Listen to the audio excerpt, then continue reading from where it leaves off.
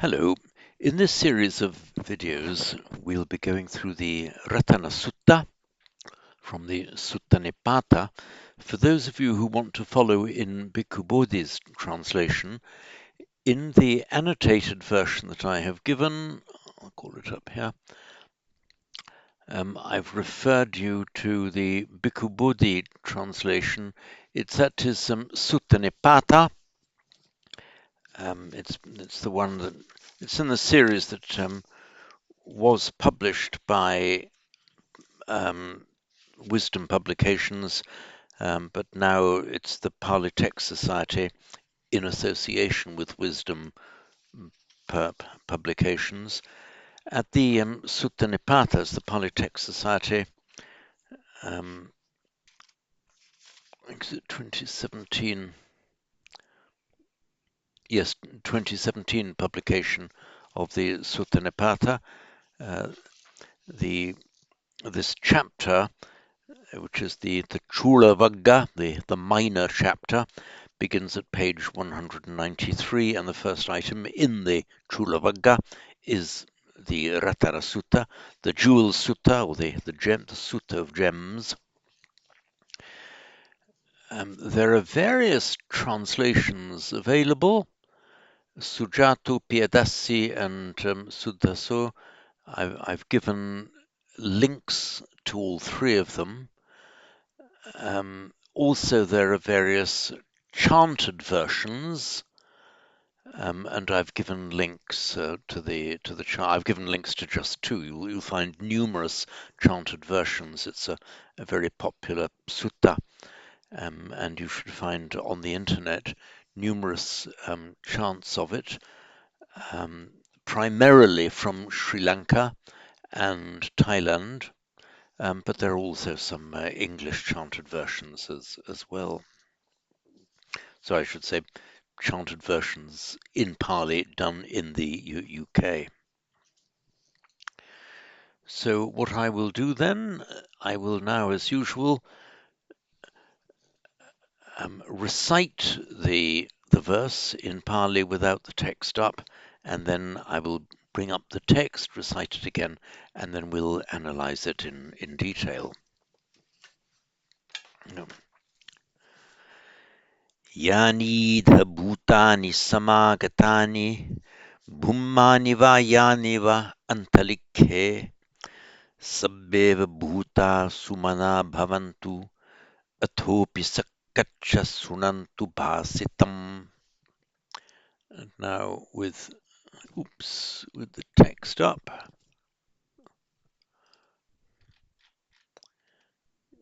Here we are. By the way, where you see that I've put at the head of each verse 1 and then 222. 222 is the verse number in Bhikkhu Bodhi's translation. That's the same translation I've just been referring to. Yani the bhutani samagatani bhummani va yani va antalikhe sabbeva bhuta sumana bhavantu athopi sakkaccha sunantu bhasitam.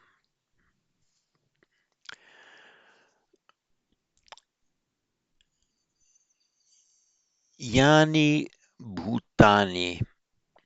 Here we have the relative pronoun adjective operates as both. Yani, what, which, whichever, whatever. It's the neuter plural. Where you see it as the subject of a verb, subject of a sentence, I should say, which it is here, it tends to mean whatever and all that there are, whichever. So, yani bhutani, which beings, but as the subject of a sentence on its own, we would translate in English as either whichever beings or something like all beings which or who. And that's the meaning it has here. Whichever means all without any exception. Whatever beings. Yani bhutani. Bhuta is the past participle of the verb bhu, to be, a regular past participle in that you had just add the ta to the root, bhuta, identical in Sanskrit and Pali here. And the original meaning is been, something that has been, or that has come into being. So if you talk about a bhuta, that doesn't necessarily mean a has been, somebody who was in the past but is no longer, because it also has this meaning of something that has come into being and still exists. Though do note that the expression bhuta does often, or sorry, I should say, in certain contexts, does refer to a being that has been but that is no more, and in that sense is used as a ghost. For example, in modern Hindi, um, bhoot, that's how it's pronounced in modern Hindi, with in the modern languages of northern India, the ones derived from Vedic and the Prakrits, they tend to lose the final ah. There was the same word, Sanskrit Pali bhuta, modern Hindi bhoot. And the same applies to Punjabi and Gujarati, Marathi, the other languages of northern India. Bhoot is often used to refer to a ghost, meaning somebody who has been and whose apparition, whose ghostly apparition you can see. But in this context, it refers to beings, um,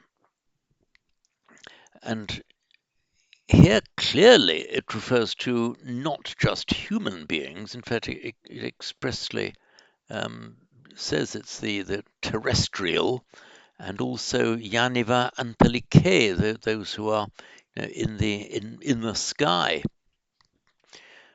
Um, a note on the gender of Bhutani or Bhuta.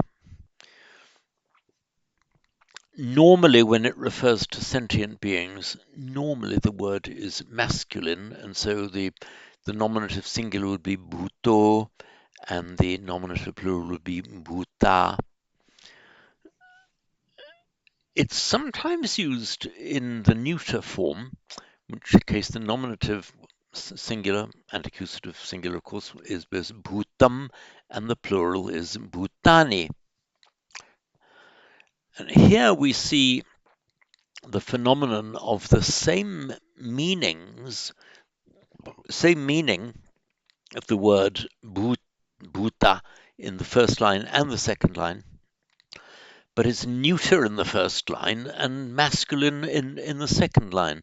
This is one indication of how easily Pali seems to flip between genders.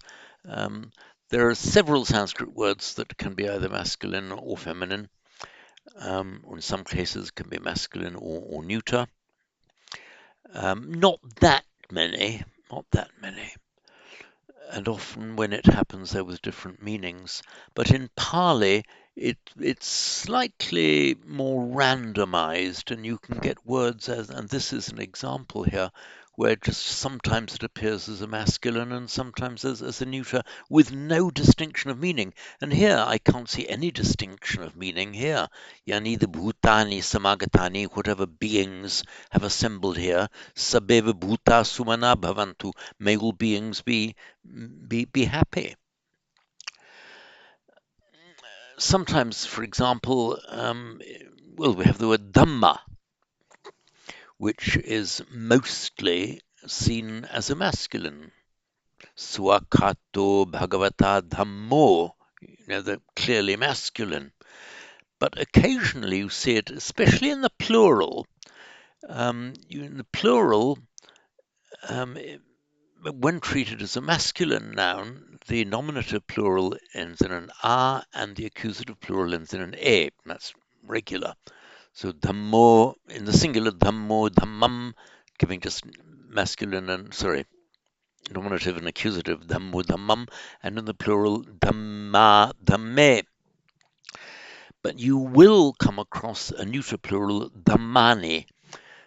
So don't be puzzled about that. It's just Pali doing a gender flip. And here, as I say, we see a gender flip in from the first line to the second, the bhutani neuter to bhuta masculine. So yani the bhutani samagatani, and idha just means here. Often this word idha will mean here in the sense of in this respect, on this point, idha bhikkhave, on this point, O monks. So he's been talking about something, and then he wants to develop a certain point, idha bhikkhave. But the primary meaning of it is here, meaning spatial, here in this place. And that's the meaning that it has here. Whatever beings are assembled here. So, and yani idha by santi yani idha. So, yani bhutani idha samagtani. Whatever beings are assembled here. Samagtani. Let me just call up the iPad for you. Come on, iPad. Let me find you.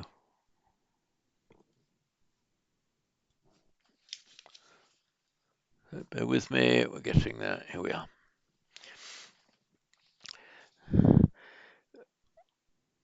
We have the root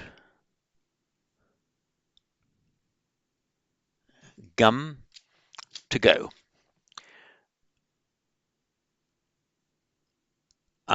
Gum to come. The past participle would normally be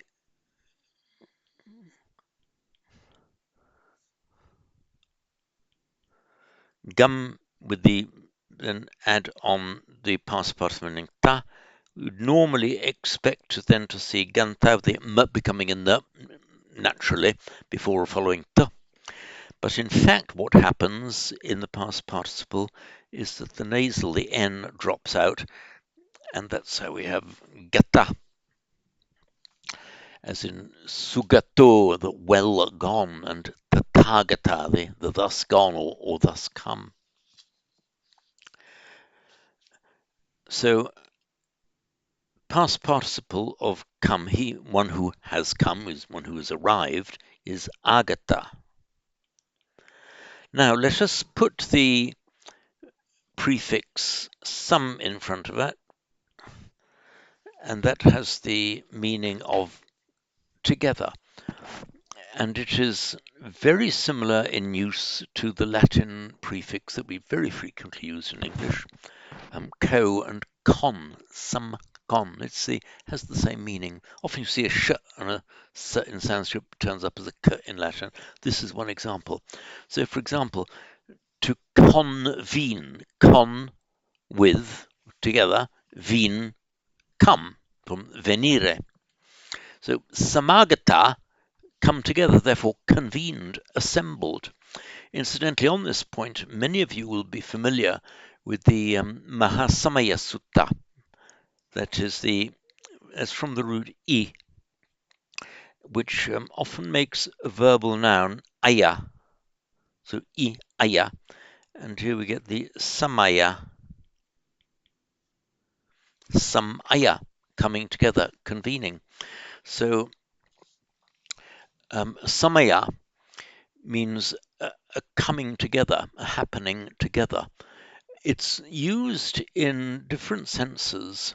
It's used in the sense of a time or on occasion, not time in duration, that's kala, but time on a particular occasion.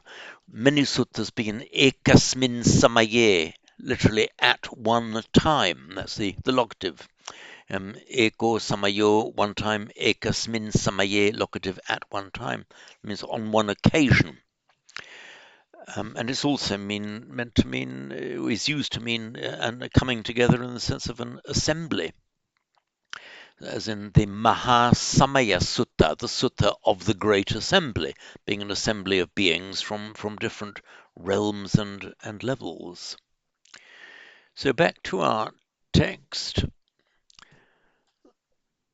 Yani the bhutani samagatani bhumani va yani va entalike. Bhumani va. Actually, yet another word from our well-known. Oops, sorry. I'm just writing on the iPad. Here we are. From our well-known root bhu, from which, incidentally, we've just seen bhuta. That's the one we've just been discussing. We now have bhumi. Bhumi um, means the earth, as in the surface of planet Earth,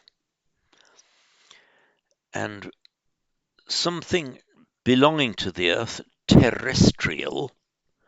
In Sanskrit, it's made by changing the final syllable I to final vowel I to ya. So it would be bhumya.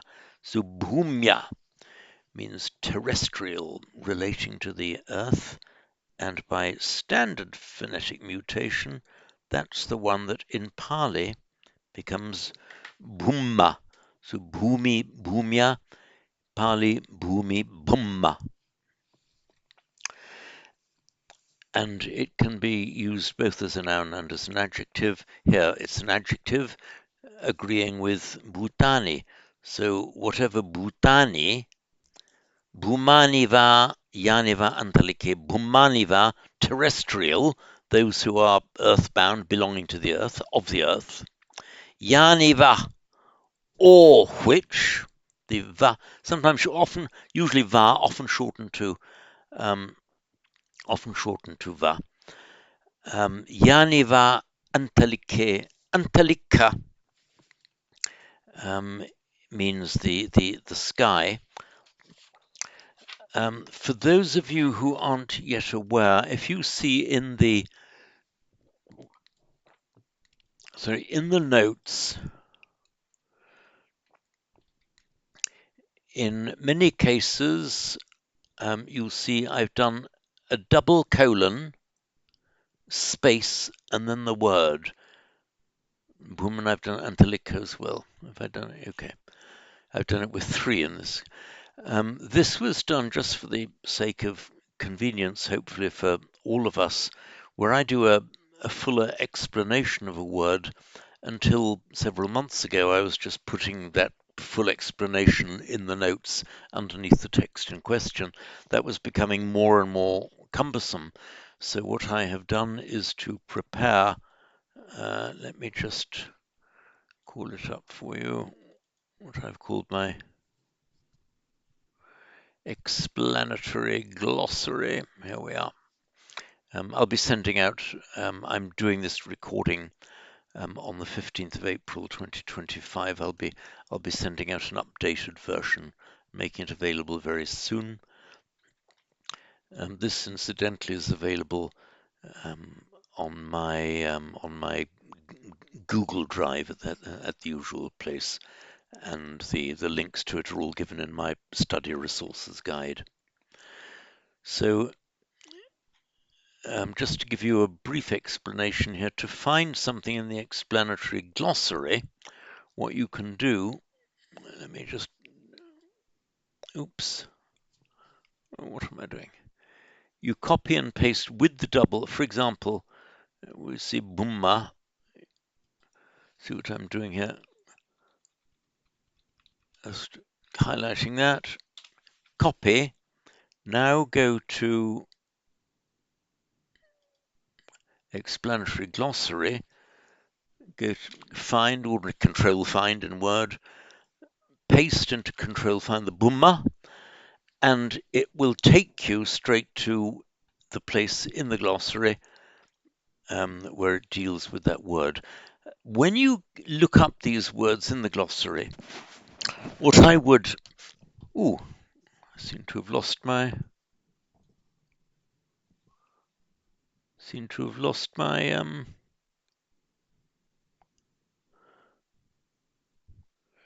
so I don't know whether whether you lost me there. Sorry. What I was saying is when you go to this glossary, so I said that because I could no longer see the recording screen live.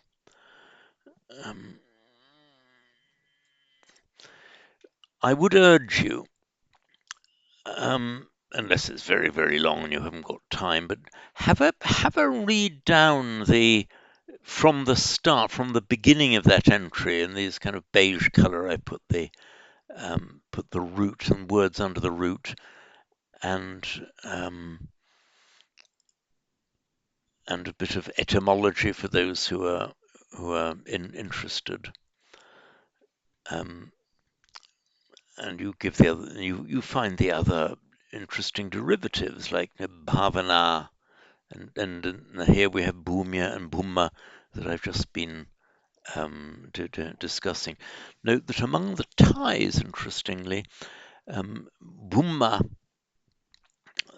means is particularly used to mean a tree spirit. It's a terrestrial spirit, but please correct me, anyone who knows more about this than I do. That among the Thais, it seems to be particularly used with reference to a tree spirit. And for those who are interested, you can flick down. You'll see these very common words with an explanation. It's very useful indeed in vocabulary building to look at the root and how words are built up from the root, because the vast majority of the vocabulary that we encounter in Sanskrit and Pali is words built up from simple roots by a certain kind of logical process. If you can get into the meaning of the root and how words are built up, not only will it make your own vocabulary learning enormously easier, but it'll give you far more of an insight into what the word really means on the inside, as it were. I've also done. I see.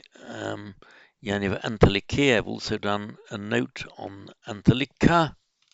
So same process. I've copied that.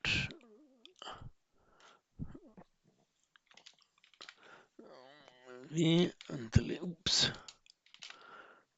Antalika, and it takes us to Antalika, which is Antariksha in Sanskrit, which means Antariksha, dwelling in the middle. Antar, same as cognate with our from interior, antar, it's originally the same word. Also in between intercity, between two cities. And ksha, in Pali becomes ka. It also has that meaning of a dwelling or a space. So the antariksha in Sanskrit and become the r has flipped to a l, the antalika in Pali. Means the in between dwelling, named so not on earth, not in the high heaven, but in the sky. The in between dwelling, antariksha and antalika, the idea of being between heaven and earth, so in the sky, not on either. In fact, in my illustration for this word, you'll see I've taken the same verse from the Ratana Sutta that we're now doing. So back to our text. So Bhumaniva.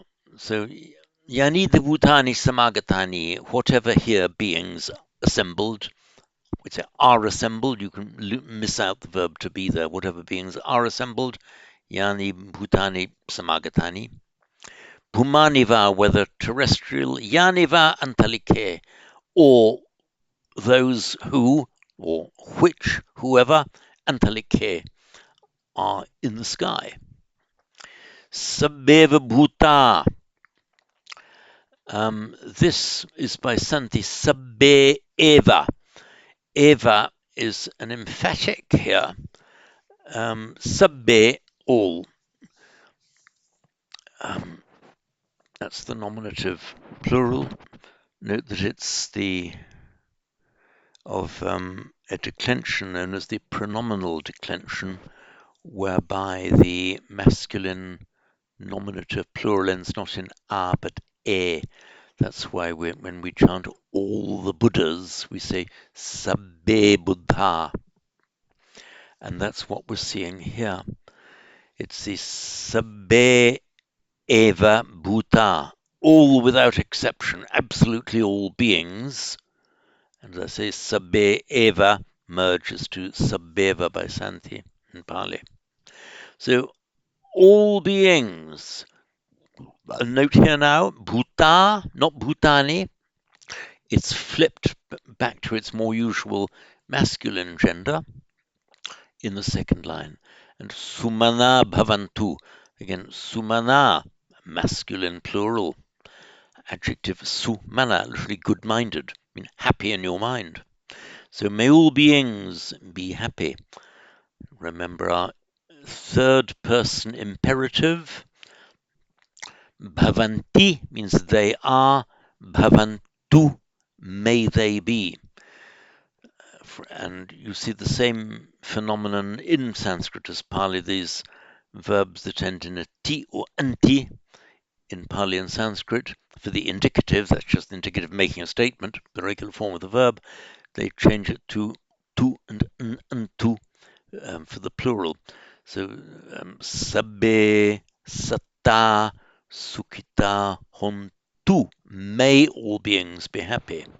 Sabbeva bhuta sumana bhavantu. May all, it's you expressing the wish that all beings should be happy. Atopi, atta. The usual meaning of atta, so saying before the pause, the usual meaning was something like here, now, but it also means not in the sense of just now as opposed to in the past or in the future. Now it means more like listen up, atopi, atta, listen on this point now. So it's more like a now put in a sequence attracting attention. Atopi, and now atopi. There's no exact translation. And also and now either would do. Sunantu, may they listen. This is another example of the third person plural imperative. The indicative, they are listening, would be sunanti, but it's the sunantu, may they listen, let them listen. It's like an imperative, but addressed in the third person plural. May they all listen sakatcha, well or properly, bhasitam, to the spoken, meaning to the words that are being said. Bhasitam is from the, let me call up the iPad again, it's from the,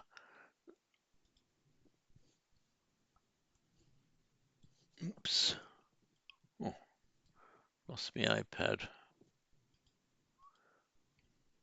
I'll pause while I find it again. No, found it. So, root bhas, in fact, in Pali it's bhash, and the in Pali, in Vedic correction, it's bhash with the retroflex sh, and so comes bhas.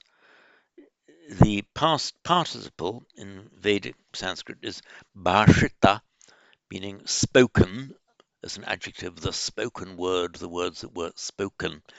But used as a noun, it can also mean that which is spoken. And bhashita in Sanskrit becomes by regular phonetic mutation bhasita in Pali. And like many of these past participles that are used to describe a thing done, generally it is a neuter. So what is being said here is, here we are, sunantu bhasitam, may they listen to what is being said, bhasitam sakkacha, well, doing it properly. Have I done a note on it here? Yeah, satkritya, the prefix sat, meaning good, and kritya, it's the absolutive form, meaning having done, and the satkritya, doing well, meaning doing it properly or just properly, becomes by phonetic mutation Sakacha in Pali. And it's that same prefix sat we see turning up so often, meaning something that is good. We talk about the Saddhamma, the good law. And in Sanskrit, you have the Sutra of the Lotus of the Good Law, which is the Saddharma Pundarika Sutram, literally the Good Law Lotus Sutra, Saddharma. And we see names like Sadguru, the good guru. Oops, now get back to.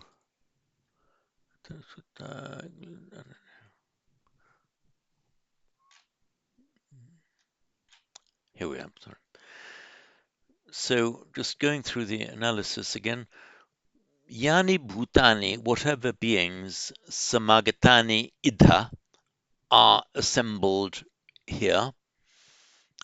And remember, in English we would have to say are assembled, but you can use out that verb, the to be verb. You can often, like A is B, you can often use out leave out the is in Pali. Same applies in Sanskrit.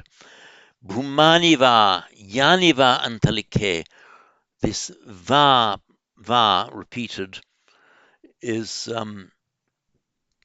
I mean, whether in one place or in the other place. It has the meaning of both in one place, and in English we can say whether terrestrial or in the sky, and we can also say both terrestrial and in the sky. This va has that same effect in Pali.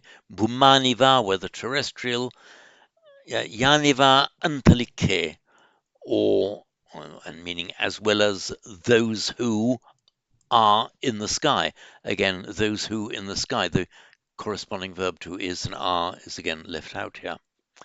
Sabbeva, that's sabbe eva, all without exception. Sabbeva bhuta, all beings without exception.